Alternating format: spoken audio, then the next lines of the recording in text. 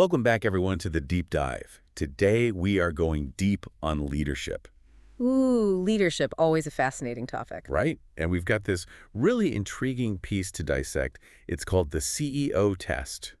Okay, I've heard of this one. It's supposed to be pretty insightful. Yeah, it's not just the typical, generic leadership advice. This is about practical frameworks, real-world examples. So it's kind of like a masterclass in what it takes to be an effective leader. Exactly. No matter where you are in your career. Yeah. I think there's something in here for everyone. It's like a toolkit for leadership. Love it. Yeah. So the author lays out these 7 key tests for leaders. 7 tests. Interesting. Yeah, and we're going to go through each one, highlighting the most important concepts, offering some insightful examples from the book. Sounds like a plan. Let's jump right in. Okay, great. So the first test is called the simple plan test. Simple plan. Okay, so it's all about having a strategy, right? Well, Yeah. but I'm guessing there's more to it than meets the eye. I'm intrigued. Tell me more. Well, the author really emphasizes that it's not just about having a plan. It's about boiling down those complex strategies into clear, actionable steps that everyone can understand and get behind. Oh, I like that. So it's not just for the C-suite? It's for everybody in the organization. Exactly. From the boardroom to the mailroom. So no more of those dusty strategy documents that nobody ever reads. Right. It's about making sure everyone understands the big picture. Where are we going? Why is it important? How does my work contribute? So it's all about clarity and alignment. Precisely. Everyone's rowing in the same direction. Okay. But the question is, how do you actually create a simple plan? Right. Because business is rarely simple. Exactly. There are so many moving parts, so many competing priorities. Well, the author talks about focusing on outcomes, not just priorities. Outcomes, as opposed to priorities. Right. So think of it like this. You have a destination in mind, and your plan needs to clearly articulate how each step, each initiative, each individual's work gets you closer to that destination. So it's all about making sure every action, every project is aligned with that ultimate goal. Exactly. And the author actually uses this great analogy. He compares strategy to a bridge to the future. Oh, I like that. So everyone needs to understand how their work is helping to build that bridge. Okay, I'm starting to see how this simple plan idea really works. Makes sense. But it's not enough to just have that blueprint, right? You need to communicate it effectively. And probably repeatedly. Oh, absolutely. He's adamant about that. He even suggests being prepared to be teased for how often you repeat the strategy. So like you become the broken record of the strategy. Exactly. But in a good way, over-communication is way better than under-communication. Especially when it comes to your core plan, your North Star. Right. Everyone needs to be on the same page. Are there any sort of frameworks or examples of this in action? Yeah, he mentions a few like Intel's OKRs, which stands for Objectives and Key Results. Oh, yeah, I've heard of those. And Salesforce's V2MOM, which stands for Vision, Values, Methods, Obstacles, and Measures. Wow, that's a mouthful. It is. But these frameworks essentially provide a structured way to define goals, track progress, ensure everyone's moving in the same direction. So it's not just about this vague idea of having a plan. It's about having a system to put it into practice. Exactly. And he also talks about talent allocation. Oh, that's a good point. Making sure the right people are working on the right things. He argues that it's often overlooked. You know, it's like having a perfectly designed bridge, but putting your least experienced builders on the most critical sections. Right. You need to make sure that your top performers are focused on the initiatives that will have the biggest impact. Exactly. Aligning effort with outcomes. Which leads us to the next big test. Ooh, what's that? Can you make the culture real and matter? The culture. Now, that's a topic everyone loves to talk about. But it often feels like such a vague concept. Yeah, it can be a bit nebulous. Right. So what does the author actually mean by making culture real? He's very clear that it's not just about slogans on the wall. Or like, ping pong tables and free snacks. Exactly. It's about the lived experience of everyone in the organization. It's the values that actually drive decisions. So how people actually behave. Right. The behaviors that are rewarded and recognize the way people interact with each other, day in and day out. So it's about walking the walk, not just talking the talk. Exactly. Leaders can't just delegate this to HR. They have to own it. Embody those values themselves. Right. And he uses some great examples to illustrate this. Oh, like what?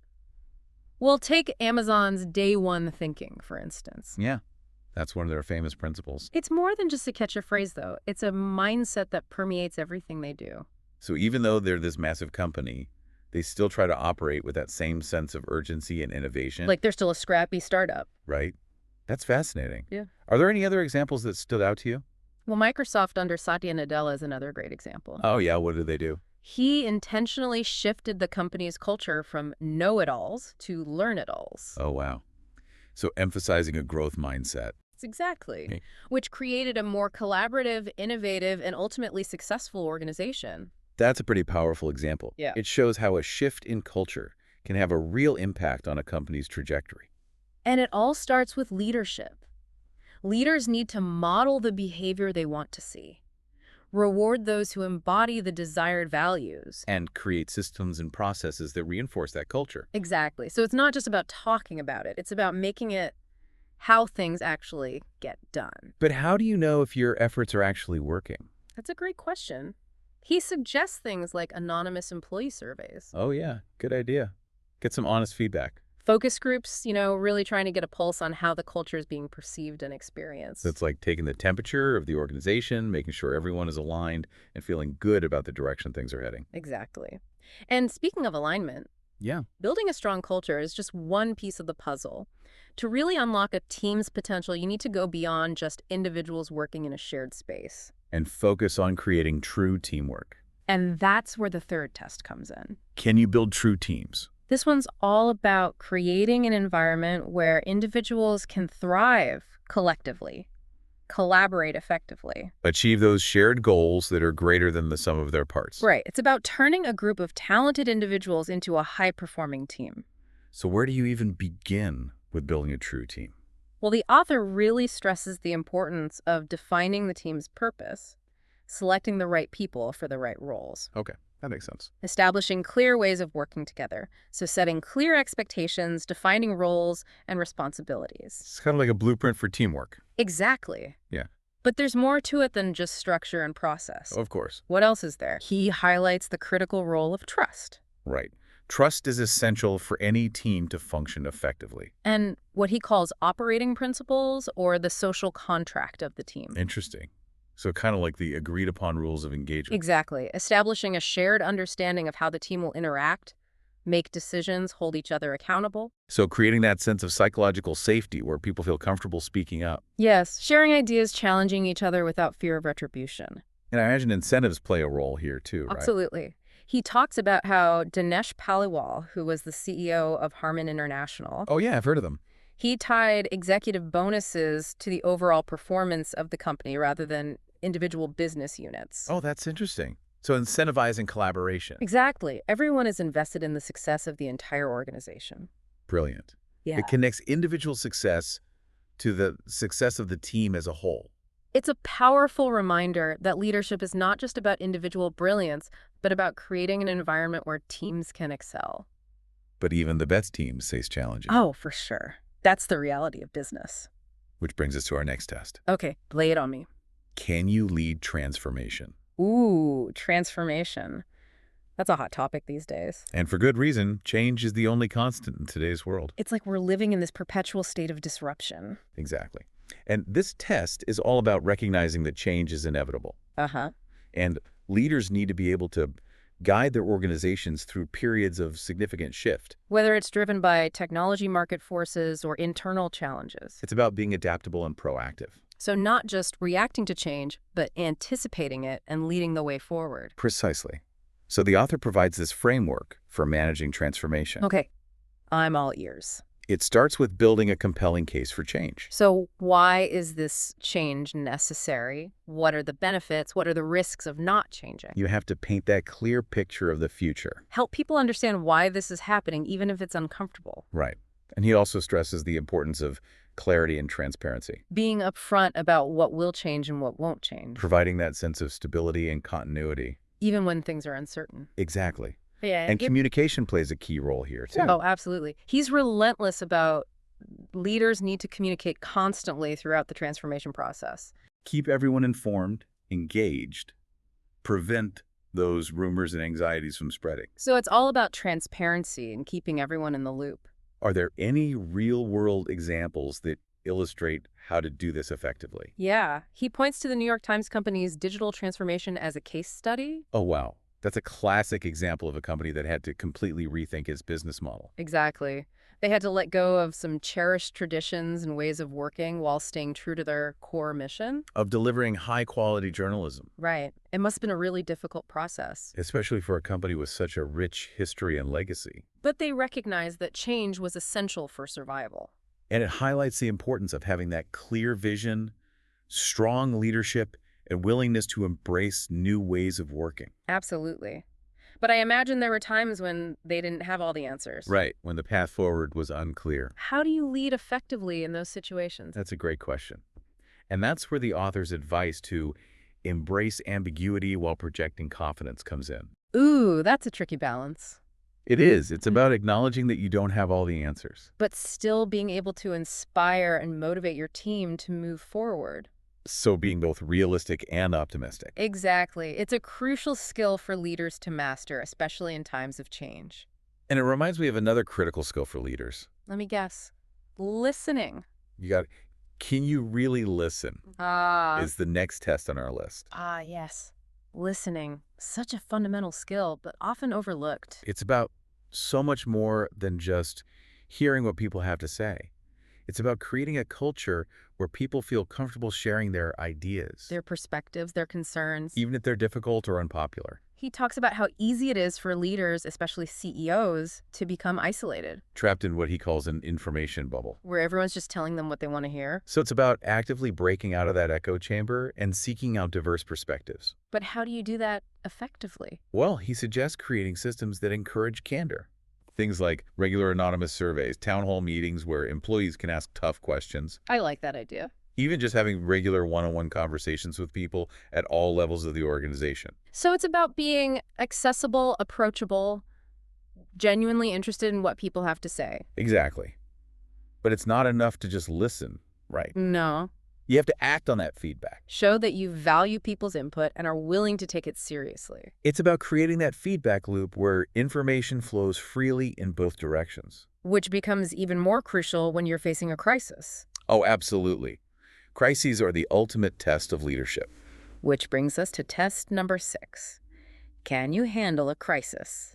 Okay, this feels like where all those other skills we've been discussing really come into play. Right. Having that clear plan, building a strong culture, fostering teamwork, listening effectively. It's all put to the test in a crisis situation. So what does the author recommend for leaders who are facing a crisis? His advice boils down to a few key things. First and foremost, be present and be human. Show up for your team, acknowledge their fears and anxieties. Be transparent about what you know and what you don't know. People need to see that their leader is in the trenches with them. It's about being authentic and vulnerable, which can be tough for some leaders. Especially during a crisis when they feel the pressure to project strength and confidence. Right. But he also talks about capitalizing on the urgency that a crisis often creates. Oh, yeah. Decisions that might have taken months in normal times can be made much more quickly. It's an opportunity to break through bureaucracy and drive meaningful change. So crises can actually be catalysts for positive change. They can.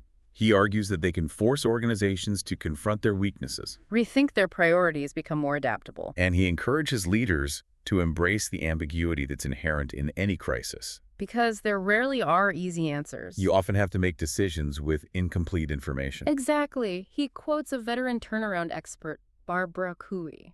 Okay, what does she say? She says, "You have to know when to laugh and when to take things seriously. In turnarounds, you need more prioritizing, more connection with others, more humanity, more trust, more communication, more clarity, more transparency, and more willingness to be there for people. But there's also less of a need for perfection and for having all the data before you make a decision."